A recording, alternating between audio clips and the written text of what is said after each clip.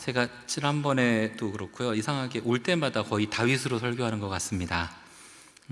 다윗을 당분간도 더 할 수밖에 없을 것 같아요. 왜냐? 정말 이 다윗이라는 사람은 이해가 안 가거든요. 이상한 사람인데, 정말 이상한 사람인데 하나님이 정말 놀랍게 쓰셨습니다. 우리말 속담, 그러니까 속담은 아니고 우리가 흔히 하는 말 중에 그런 말 있죠. 철들면 죽는다. 아시나요? 잘 안 쓰나 보네. 세대 차이인가?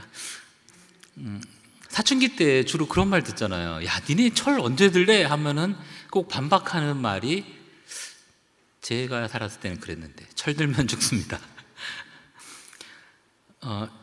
이 말을 하는 이유는 이 다윗이라는 사람이 정말 죽을 때까지 철든 사람 같지가 않았기 때문에 그래요. 도대체 이 사람은 도대체 뭘까?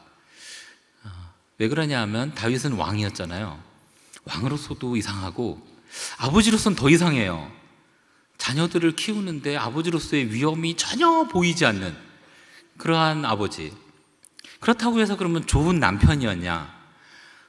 요즘 같으면은 다윗은 위자료로다가 아마 그 나라의 절반을 넘게 쪼개야 됐을 거예요. 부인이 한두 명이 아니거든요. 거기에다가 또 유부녀를 되게 좋아해갖고 하여튼 이런 이상한 행동을 했던 다윗을 하나님이 사랑하신 이유가 있습니다. 왜냐하면 그는 정말로, 결론부터 일단 하고 이제 더 구체적으로 들어가면, 하나님을 바라보고 하나님만 정말 의지했던 그런 사람이기 때문에 그래요. 오늘 본문은 제가 2절만 했지만은요, 1절에 보면 다윗이 이렇게 얘기를 합니다. 131편 1절에 보면, 여호와여, 내 마음이 교만하지 아니하고 내 눈이 오만하지 아니하오며 내가 큰 일과 감당하지 못할 놀라운 일을 하려고 힘쓰지 아니하였나이다. 이거 빨리 한 이유는요, 그게 안 중요하기 때문이에요. 쉽게 얘기하면 이겁니다. 나는 큰 일을 안 할 거예요.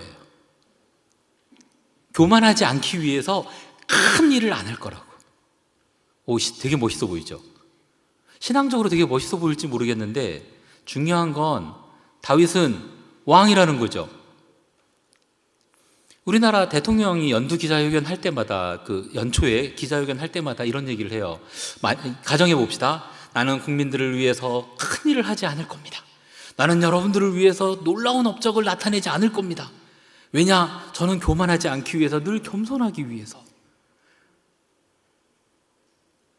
이 말을 들으시면 여러분 기분이 어떨까요? 당장에 욕이 나오겠죠. 이런 썩을 인간이 있나? 내가 기껏 뽑아줬더니만 나를 위해서 아무것도 안 한다고? 오늘날 대통령도 내가 큰 업적을 안 남기겠다 그러면 국민들로부터 욕먹어요. 근데 하물며 과거에 왕만을 의지하던 그 왕정시대의 일반 백성들이라면 다윗의 이런 고백을 어떻게 생각했을까요? 누구는 그러죠. 이건 다윗이 혼자 그냥 기도했을 수도 있잖아요. 그럴 수도 있는데, 131편 제목에 보면 성전에 올라가는 노래 다윗의 시라고 되어 있습니다. 즉, 이스라엘 백성들이 예루살렘 성전에 올라갈 때마다 옆에서 레위인들이 찬양했던 공개적인 노래예요. 다윗이 시를 쓸 때는 혼자서 쓸지 모르지만 온 이스라엘 백성들이 들을 수 있게끔 노래하던 노래였다는 거죠. 이렇게 되면 상황이 조금 이상해지죠. 도대체 이 인간 뭘까? 거기서 오늘 읽은 2절은 한술 더 뜨죠. 실로 내가 내 영혼으로 고요하고 평온하게 하기를 젖된 아이가 그의 어머니 품에 있음 같게 하였나니 내 영혼이 젖된 아이와 같도다. 내 영혼이 젖된 아이와 같다. 이 2절이 굉장히 어려워요. 그 말 자체로는 쉬운데 1절과 2절이 연결이 좀 이상해요. 묵상하기 쉽지 않은 부분입니다. 그래서 저도 정말 묵상을 많이 하고 공부도 많이 했어요. 2절 갖고. 왜냐하면 고요하고 평온하기를 젖된 아이 같대요. 제가 보니까 아까 2시 예배 때 보다가 우리 여기 있는 청년들이 나이가 조금 더 어려진 것 같은 느낌이 드는데 맞나요? 이게 아이들이요, 가장 평안한 시기가 언제인지, 아이뿐만이 아니고 사람이 내 평생에 가장 행복했던 시기가 언제인지 혹시 아세요?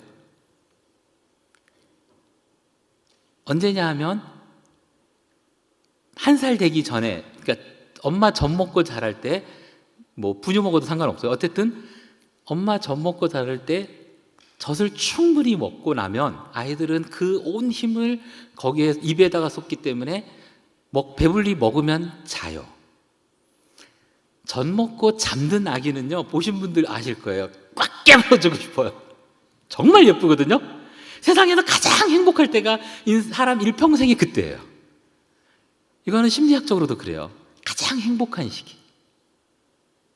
아기가 태중에 있을 때는 엄마 심장 소리를 듣고 평안을 느끼거든요. 근데 이 아기가 태어나서 가장 엄마의 심장 소리를 들을 수 있는 유일한 때가 엄마 젖 먹을 때거든요. 그래서 그때, 그리고 나서 잠든 아기는 가장 행복합니다. 그래서 저는 이 젖된 아이를 그렇게 생각을 했어요. 젖을 뗀 그 나이상으로 젖을 뗀 뭐 3살쯤이 아니라, 엄마가 젖을 먹다가 다 끝난 그런 줄 알았거든요. 오해하지 마세요. 그런 줄 알았는데, 그래서 히브리어 원문을 제가 찾아봤더니 그게 아니라는 거예요. 시기상으로 젖된 아이라는 거죠. 그러다 보니까 설교 준비하기 좀 어려웠습니다. 그래서 오랫동안 이 구약을 공부한 교수님들한테 물어봤어요.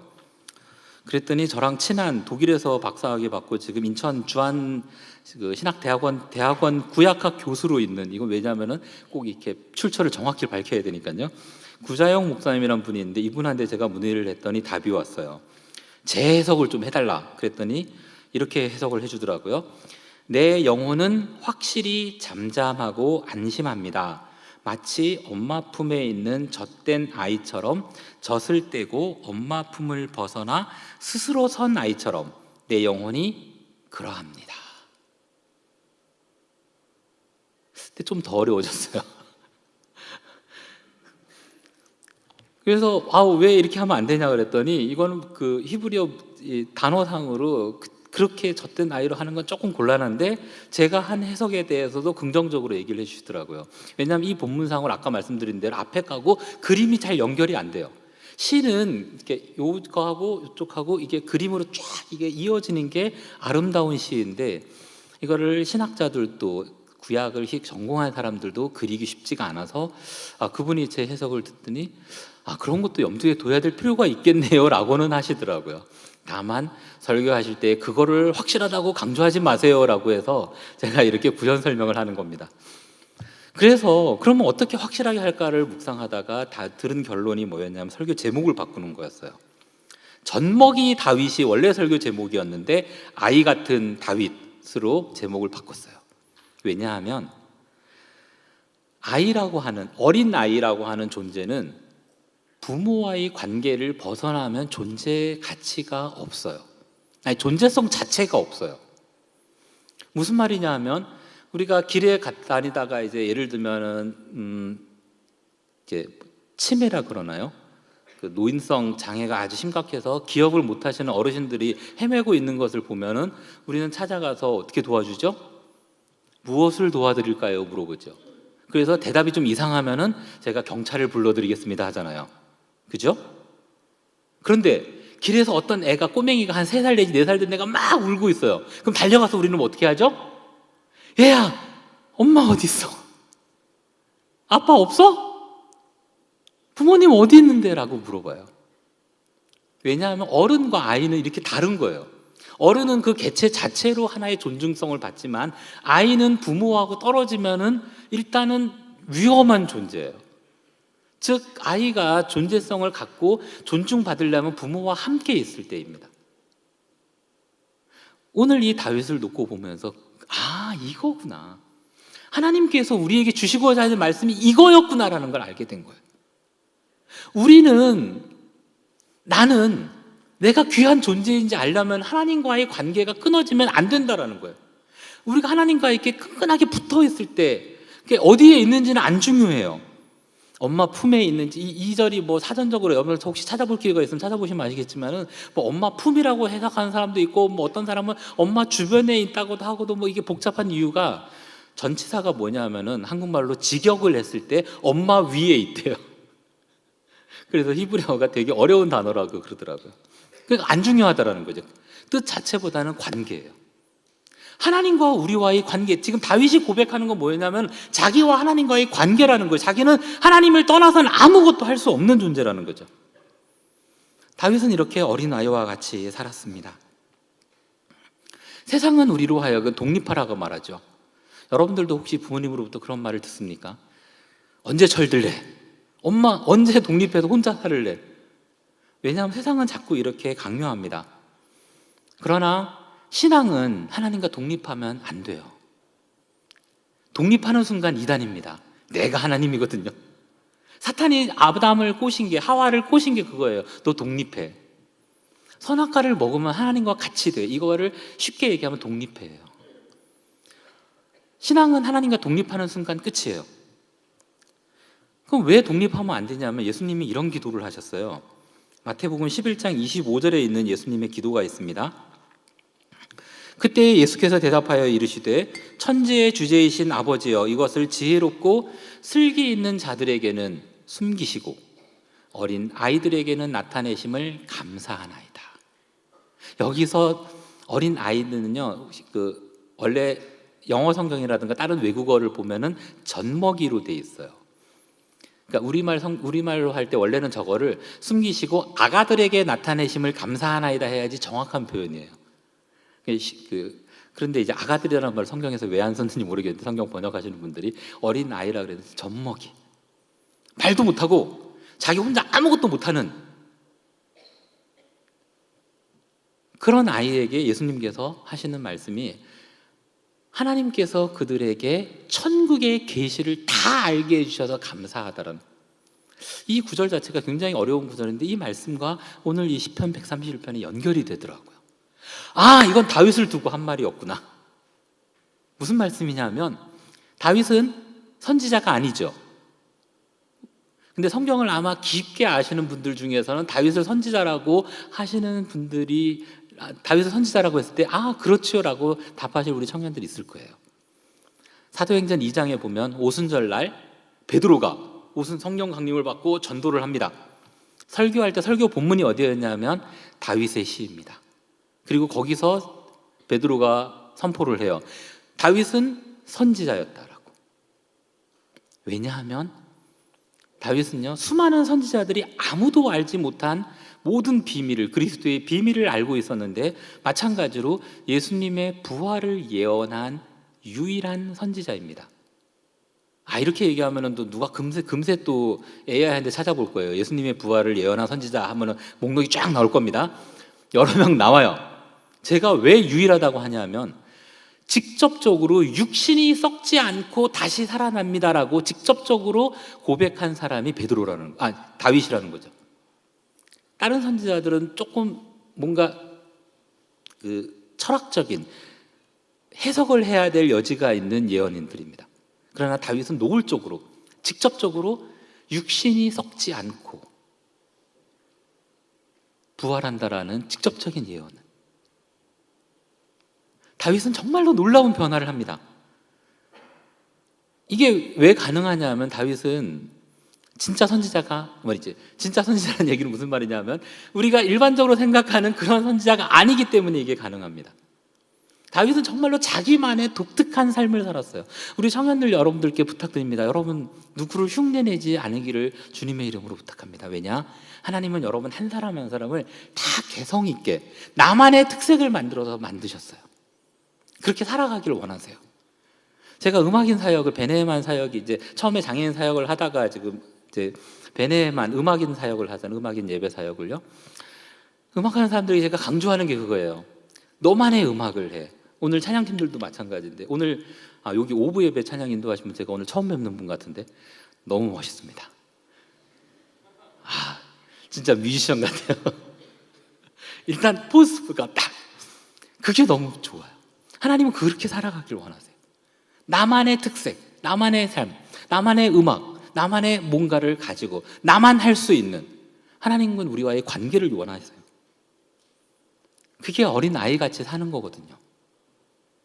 어린아이같이 사는 거. 왜냐하면 아이들은 뭐 2살, 3살 애들이 누구 유행을 쫓아가나요?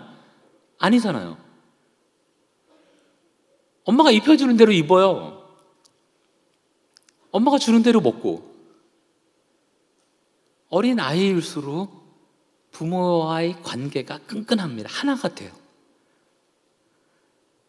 오늘 이 평안은 아까 제가 시작할 때 왜 힘들었다 그랬잖아요. 젖 먹는 아이인 줄 알았는데 그게 아니라는 얘기를 듣고 고민스러웠던 이유가, 젖된 아이, 한 3살 정도 된 아이는 원래 심리학적으로 가장 불안한 상태예요. 그래서 이때의 아이들은, 여러분들 다 경험한 시기입니다. 보통 한 3살 요때는 굉장히 심리적으로 불안해갖고 부모 곁을 잘 안 떠나요. 혼자서 막 뛰어다니다가도 엄마 아빠가 안 보이면 어떻게 하냐면 울어요. 와! 하고 울어요. 그러다 엄마 나타나면 더 크게 울어요. 굉장히 불안한데 오늘 다윗은 내 영혼으로 고요하고 평온하기를 젖된, 그래서 어려웠던 거예요. 이게 도대체 뭘까? 근데 다윗이 고백하고 싶은 관계성이라는 거죠. 하나님과의 관계, 즉 임마누엘의 하나님을 말씀하는 거예요. 예수님이 이 땅에 오셔서 그의 이름을 임마누엘이라고 구약에 예언되어 있지 않습니까? 즉 하나님이 우리와 함께 하신다. 내가 예수 그리스도를 구주로 영접하고 예수님을 내 안에 모시면 예수님은 내 안에 들어와 나로 더불어 먹고 나는 예수님과 함께 먹는, 그게 임마누엘입니다. 요한계시록 3장에서 분명하게 설명했고 요한복음에서 수없이 예수님이 강조하신 거예요. 그겁니다. 내가 나는 선한 목자라, 목자들에게 풍성한 삶을 주시겠더라고요. 임마누엘이 하나님이에요. 실제로 예수님이 이렇게 말씀하십니다. 요한복음 16장 32절과 33절의 말씀입니다. 그러나 잘 들어 너희가 뿔뿔이 흩어질 때가 다가오고 있으며 이미 그때가 되었다. 너희는 저마다 자기 집으로 흩어지고 나를 혼자 버려둘 것이다. 그러나 나는 혼자가 아니다. 그것은 아버지께서 나와 함께 계시기 때문이다. 예수님이 지금 우리에게 평안을 주신대요. 내가 주는 평안은 세상과 같지 않다. 내가 이제 혼자 될 때가 온다라는 거죠. 아니, 혼자 된 게 평안해요? 제자들로부터 버림받았는데? 그런데 예수님은 너희에게 줄 평안이 그거라는 거예요. 왜냐? 내가 아버지와 하나이기 때문에. 이게 왜 평안이냐 하면 그 다음에 요한복음 17장 3절에서 이렇게 말씀하시죠. 영생은 곧 한 분이신 참 하나님과 아버지께서 보내신 자 예수 그리스도를 아는 것입니다. 예수님이 하나님과 하나가 되었기 때문에 평안했던 것처럼 이제 우리가 영생을 얻었는데 예수님을 믿고 우리 안에 예수님이 오셨잖아요. 그래서 하나가 됐어요. 그러면은 그것이 바로 영생이라는 거예요. 우리가 죽어서 천국, 그것도 영생이지만 우리는 이 땅에서 지금 영생을 누린다라는 거예요. 참 행복을, 참 평안을. 여러분들이 지금 기쁘고 행복해야 하는 이유가 거기 있다라는 거죠. 내가 지금 영생을 살고 있기 때문에, 예수님이 나와 함께 하고 있기 때문에 내가 진짜 즐겁다니까요. 나 좋아 죽겠다니까. 이런 게 있어야 돼요. 이게 어린아이와 같은 믿음이에요. 그럼 이상하죠. 꼭 그래야 돼요? 그래야 될 이유가 있습니다. 마태복음 18장 3절에 예수님이 또 이렇게 얘기하시거든요. 이르시되 진실로 너희에게 이르노니 너희가 돌이켜 어린 아이들과 같이 되지 아니하면 결단코, 같이 읽겠습니다, 천국에 들어가지 못하리라. 우리가 타임머신 타고 돌아갈 수도 없는데 우리가 어떻게 어린아이가 돼요? 나 지금 어린아이로 돌아갈 수 있는 분 손 들어보세요. 없어요. 할 수가 없어요. 근데 예수님은 우리가 어린아이 같이 되지 않으면 천국에 갈 수 없대요. 이게 무슨 이상한 해교망측한 소리냐고요. 분명히 예수님이 천국에 간다 그랬는데 어린아이 같이 되지 않으면. 그래서 오늘 이 시편 131편의 말씀을 우리가 잘 기억해야 된다는 거죠. 우리가 다윗처럼 어린아이로 살아가면 되는구나. 정말 철없이 살면 되는구나. 하나님과의 관계만을 중요시 여기고 하나님만 바라보고 하나님 때문에 내가 행복하고 하나님 때문에 신나면 되는구나. 다윗은 진짜 그렇게 살았다니까요. 사무엘 상하를 보면 다윗은 이상한 인간이에요. 그런데 역대상에 보면 다윗이 한 일이 있어요. 왕으로서 한 일이. 하나님께 예배에만 집중해요. 왕으로서 딴 일을 하지 않고 성전 지을 준비만 추구라고 하고 있고, 제사장들의 순서를 정해주고 레위인들의 순서를 정해주고 레위인들 찬양대를 조직해갖고 연습시키고 지휘자를 뽑아주고 예배 준비밖에 안 해요. 그래서 다윗이 하나님의 비밀을 알게 된 겁니다. 왜냐? 다윗을 생각해 봤거든요. 내가 잘할 수 있는 거? 난 음악이야. 하나님이 나에게 왕관을 씌워주셨지만 음악가야.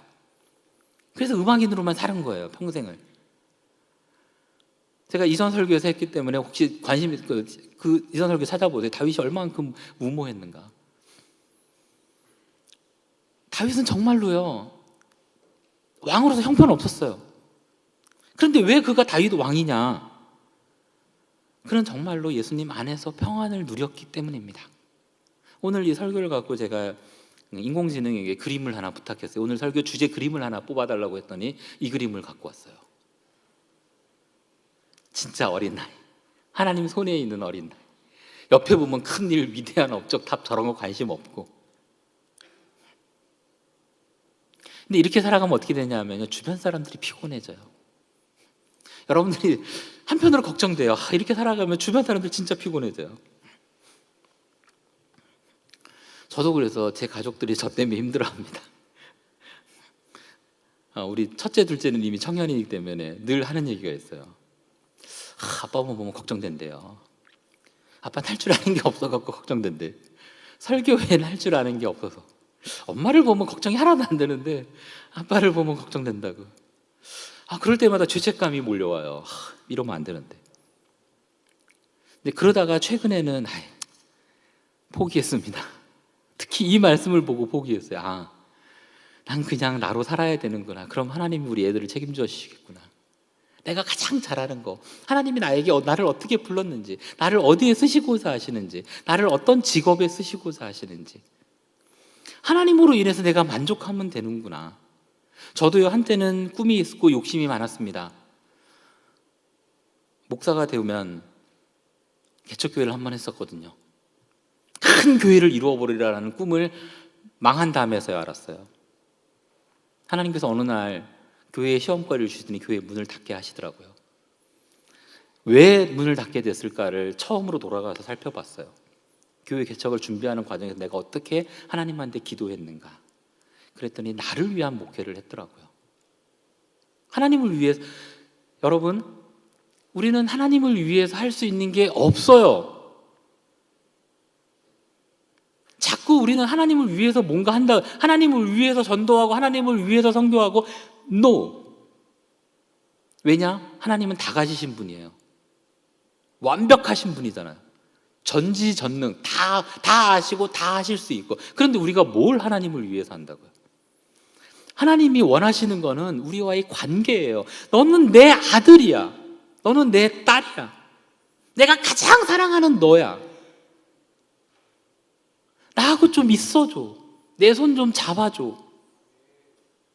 그거거든요. 어린 아이가 돼서 내 곁을 떠나지 말아줘. 하나님께서 원하시는 걸 다윗은 분명하게 알고 지금 오늘 이 131편 2절에서 우리들에게 교훈하고 있는 겁니다. 너희는 나처럼 살면 돼. 그랬더니 어떤 분들이 그래요. 그러면은, 여러분 같은 청년들이 저한테 얼마 전에 한 말이에요. 질문이에요. 그러면 목사님, 우리도 그러면은 막 살아도 되겠네요. 다윗처럼 바람 피워도 되겠네요. 그래갖고 그랬어요. 다윗이 당한 부끄러움을 감당할 자신이 있으면 그래도 된다고. 다윗처럼 진짜 어린아이로 돼서 감당할 자신이 있으면 된다고. 무슨 말씀이냐면요, 한 가지 예를 들게요. 다윗과 우리아의 아내 밧세바 사건을 혹시 모르시는 분들도 있겠지만 대부분은 아실 거예요. 모르시는 분들은 주변에 물어봐 주세요. 그것까지 얘기하면 너무 길어지니까요. 다윗이 사랑하는 부하 우리아의 아내를 빼앗았어요. 그리고 우리아를 죽였어요. 몰래 했습니다. 숨어서. 근데 하나님이 지적하잖아요. 다윗은 빛의 속도로 회개를 합니다. 잘못했습니다, 하나님. 그리고 나서 시편 151편을 그때 썼어요. 시편 151편에 보면 이런 구절이 있어요. 주의 구원의 즐거움을 내게 회복시켜 주시고 자원하는 심령을 주사 나를 붙드소서. 그리하면 내가 범죄자에게 주의 도를 가르치리니 죄인들이 주께 돌아오리이다. 다윗이 회개하고 나니까 하나님이, 우리가 회개하고 나면 우리 굉장히 기쁘잖아요. 그 기쁨을 가지고 이렇게 노래한 거예요. 내가 죄인들을 불러서 이 기쁨을 알게 하기 위해서 죄를 회개하라고 가르칠 거라고. 하나님께서 이거를 기쁘게 받으셨어요. 그리고 다윗이 교만해지지 않게 주홍 글씨를 새겨놓습니다. 마태복음 1장이에요. 마태복음 1장은 다윗이 죽고 한 900년이 지나서 쓰여진 건데, 그때까지 하나님은 이스라엘 모든 백성들에게, 아니 지금 우리들에게도 각인시켜줘요. 마태복음 1장 예수님 족보가 나오거든요. 거기에 남자들만 나오는 게 아니라 여자들이 4명 나와요. 유다는 다말에게서 베레스를 낳고, 또 까먹었는데 하여튼 기생 라합이 나와요. 여리고성에서 살아남은. 그 다음에 모압 여인 룻이 나옵니다. 룻이 나오고, 그리고 밧세바가 나와야 되는데 다윗은 밧세바에게서 솔로몬을 낳고가 아니에요. 다윗은 우리아의 아내에게서 솔로몬을 낳고 해요. 한번 상상을 해보세요. 다윗은 분명히 우리아가 죽고 나서 밧세바가 정식으로 결혼을 한 다음에 한참 있다가 솔로몬을 낳거든요. 밧세바가 우리아의 아내 시절에 낳은 아이는 죽었어요. 그리고 나서 다윗의 아내가 된 다음에 아이를 낳은 게 솔로몬인데, 하나님은 아니, 밧세바는 우리아의 아내야. 너는 평생 이것을, 아니 이 세상 멸망할 때까지 다윗에게 주홍 글씨를 새겨놨어요. 너는 우리아를 죽이고 밧세바를 빼앗았어라고. 다윗은 이거를 감당한 것 같습니다. 왜냐? 관심 없거든요. 사람들이 자기를 어떻게 책망하는지. 하나님과의 관계가 중요하거든요. 자기가 잘못한 것을 알았고, 다윗의 장점은 뭐였냐면은 자기를 변호하거나 자기를 정당화한 적이 없어요. 우리도 다윗처럼 그럼 잘못해도 되겠네요, 이거 자체가 이미 나를 정당화하는 거예요. 한국 교회 안에서 여러 가지 것들을 지적하는 게 있죠. 그것이 우리 청년들에게 어떤 거부감이 오는 것들이 많을 수도 있습니다. 많은 청년들이 저한테 물어보는 것 중에 하나가 그거예요. 진짜로 교회 다니면 술 마시면 안 돼요? 담배 피면 안 돼요? 성경에 안 나오는데요? 그래요, 성경에 안 나와요. 알아서 하시라고요.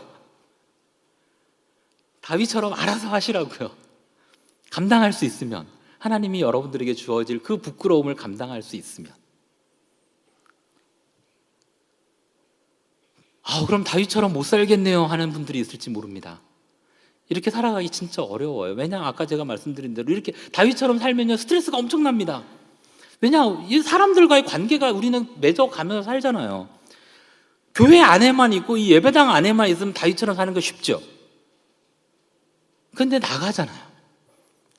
그래서 이거는 오늘 오부 예배가 제가 사전에 양해를 구하고 4부 예배 때 안 한 말씀을 전하려고 해요. 이것도 하면 이거를 중요해요. 우리 현실, 아이처럼 살아가는데 다윗처럼 그렇게 살아가는 거 너무 힘든 것 같아요. 그러면 우리가 뭔가 좀 우리도 살아갈 희망을 좀 주세요라고 할 때에 제가 깨달은 말씀이 엘리야라는 선지자입니다. 엘리야 하면은 아시는 분들 아실 거예요. 불세출의 예언자, 하늘에서 불을 내려갖고 제단에 돌까지 태우고 바알 선지자 450명을 죽였던 그 엘리야.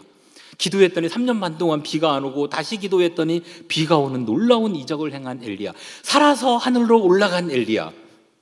예수님보다 더 대단해요. 예수님 십자가에 죽고 올라가셨거든요. 근데 엘리야는 산채로 불말과 불병거를 타고 올라간 이 위대한 엘리야. 근데 그 엘리야가 우리의 현실의 희망입니다.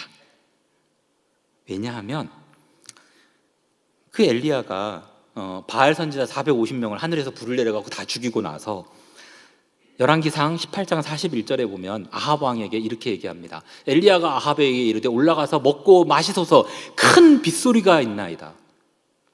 이제 3년 반 동안 안 오고 비가 온대요. 왜냐하면 이거 이미 엘리야가 그 아합을 만나기 전에 하나님이 주신 메시지거든요. 그래서 아합을 만나갖고 바알 선지자가 거기 싸워서 이겼어요. 그럼 너무나 확신해 있죠. 이것만큼 확신이 어디 있어요? 하나님께서 말씀해 주셨는데 바알 선지자까지 다 죽이고 나서 그럼 비가 오겠구나 확신을 가질 수 있어요. 하늘에서 불이 떨어졌는데 하늘에서 비가 오는 게 뭐가 이상하겠어요? 하늘에서 불이 떨어지는 게 어려울까요? 비가 오는 게 어려울까요?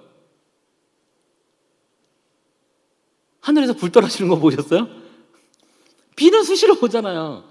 이게 더 쉬울 수 있는데 엘리야가 이 예언을 그 바알 선지자 450을 죽이고 나서 아합 왕에게 해놓고 기도하러 갑니다. 갈멜산에 다시 올라가요. 뭐라고 기도했을까요? 성경이 안 나와요. 근데 우리가 쉽게 이해할 수 있죠. 하나님, 비 좀 내려주세요. 성경이 안 나오는데 저보고 왜 이런 얘기를 하냐 그러겠죠? 그 다음 행동 때문에 제가 이게 이해가 돼요. 한번 기도하고 나서 자기 옆에 있던, 성경에는 사환, 종이라고 되어 있는데 종이 아니고 제자라고 보는 게 더 좋습니다. 제자를 산꼭대기로 올려보내요. 올려보내면서 야, 지중해 바다에 구름이 떴나 봐봐. 얼마 전에 제가 요르단 선교사님을 만났거든요. 근데 그쪽은 진짜로 여름 되면 구름 한 점 없대요. 6개월 동안. 근데 그게 지금 3년 반이 지속된 거예요. 구름 한 점 없었던 거예요. 계속. 그러니까 비가 온다 그랬으니까 구름이 떠야 되는데 제사를 보낸 거예요. 구름 있나 봐봐. 제사가 내려와서 얘기를 해요. 없는데요. 또 기도해요. 기도 내용 안 나옵니다. 또 보내요. 없는데요. 그러면 7번까지 가봐. 그럼 기도한 내용이 뻔하잖아요. 이래서 이게 우리의 소망이라는 거예요. 이게 엘리야가 불신앙이라서 믿음이 없어서가 아니고요. 엘리야는 정말로 다윗과는 또 다른 어린아이와 같은 믿음인 거예요. 하나님을 전적으로 믿어요. 의지해요. 근데 뭔가 불안해요. 우리가 그렇잖아요. 우리 기도하고 나서도 기도할 때는 아멘 하는 눈 뜨고 나면 어이구 응답이 있을까? 불안하잖아요. 내가 하나님 믿는 거 맞나? 성경에 이렇게 기록되어 있는데 맞나? 이게 엘리야라는 거죠. 쉽게 예를 들게요. 아까 두세 살 얘기했으니까 한 초등학교 1, 2학년 6, 7살짜리 아이가 집에 엄마랑 있다가 아빠로부터 전화를 받았어요. 아빠가 얘기해요. 얘야, 아들? 아빠 이제 퇴근인데 치킨 먹고 싶어? 그러니까 아들이 네! 그랬어. 아빠가 이제 치킨 사갖고 갈게. 그랬더니 알았어 아빠! 아빠가 아들이 먼저 전화를 딱 끊어요. 왜 그런지 알아요? 아들은 이제 치킨을 먹을 수 있거든. 그리고 나서 수시로 확인을 합니다. 아빠 언제 오나? 엄마에게 가서 얘기해. 엄마 아빠 언제 와? 야 좀 기다려. 좀 이따가 엄마 언제 와? 엄마 아빠 언제 와? 이 말이 헷갈리네. 언제 와라고 하는. 계속 확인해요. 창문 열어보고 현관문 바라보고 요즘은 요 화면 확인하겠죠. 아빠와 벨 누르나 안 누르나. 아이가 아빠를 못 믿어서가 아니에요.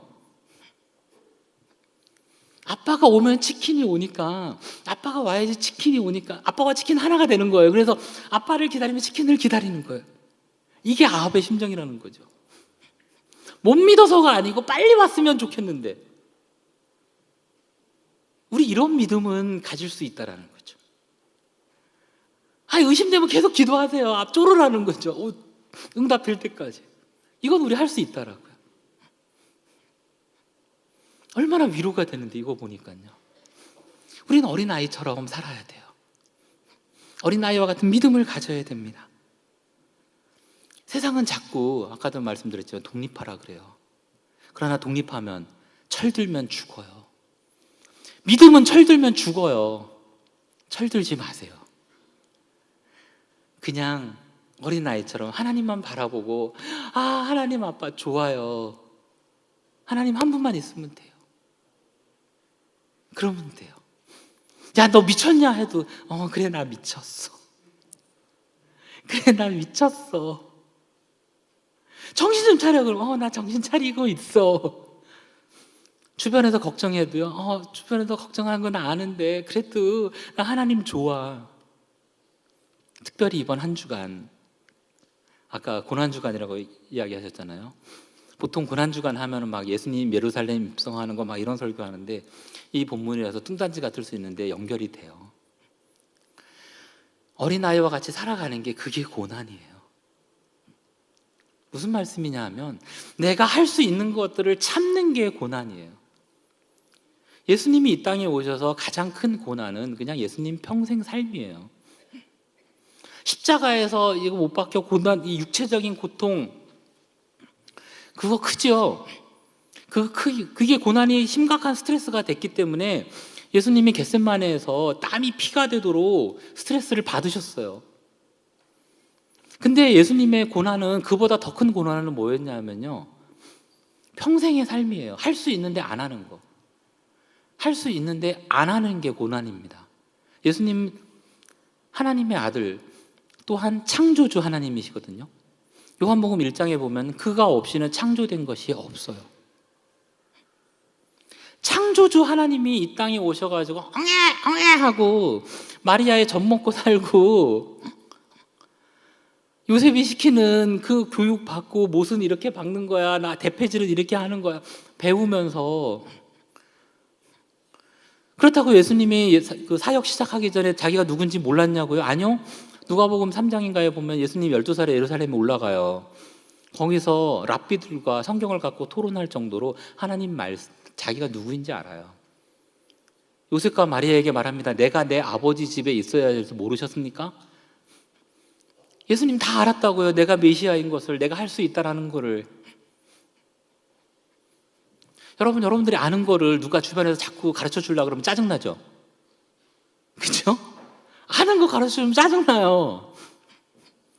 그럼 예수님 30년 동안 얼마나 스트레스 받았겠어요? 이게 고난이라고요. 우리에게 왜 어린아이 같이 되라고 하시냐 하면, 내가 그렇게 살았거든 라고 말씀하시는 거죠. 십자가의 고난도요, 십자가의 이 육체적인 고난, 그게 고난이 아니라는 게 아니고요. 그보다 더 심각했던 고난은 뭐냐 하면, 양 옆에 강도들이 있었잖아요. 그중 한 강도가 얘기한 거예요. 당신 메시아이지 않느냐, 내려와서 당신도 구원하고 나도 구원해. 그 말이 예수님의 마음을 더욱 아프게 했을 거예요. 야, 속으로 그랬을 거예요. 야, 내가 그거 안 하고 싶은 줄 아냐? 난들 이 고난 당하고 싶은 줄 아냐?